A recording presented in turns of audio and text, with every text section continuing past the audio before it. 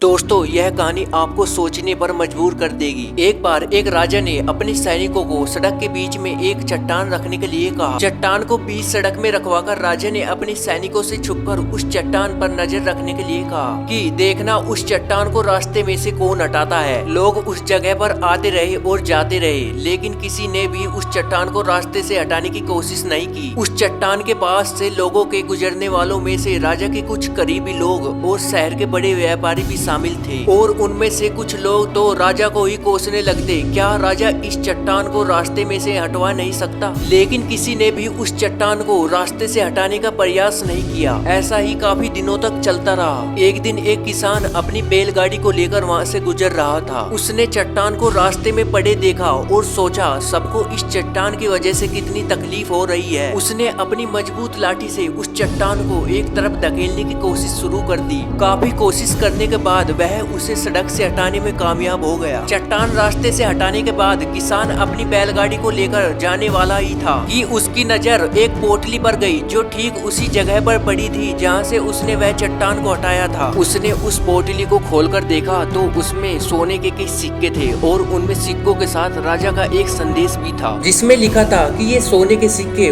उनके लिए हैं जो इस चट्टान को रास्ते से हटाएगा। दोस्तों बिल्कुल इसी तरह हम सबकी लाइफ में भी कई परेशानियां आती हैं। कुछ लोग उन परेशानियों से बचकर निकल जाते हैं और कुछ रास्ता बदल देते हैं, और चंद लोग ठान लेते हैं कि उन परेशानियों का हल निकाल लेने की, और ऐसे ही लोग मुश्किलों में संभावनाएं और संभावनाओं में छिपे अवसर खोज लेते हैं। मजबूत इरादे और नेक दिल के साथ किए गए कोशिशों के परिणाम हमेशा अच्छे ही होते हैं। इसलिए जीवन की परेशानियों से घबराओ मत, बल्कि उन परेशानियों को हल करते हुए जीवन के सफर में आगे बढ़ते रहो। यदि आप इस वीडियो से थोड़े से भी मोटिवेट हुए हैं तो वीडियो को लाइक करके चैनल को सब्सक्राइब कर लीजिए। Thanks for watching.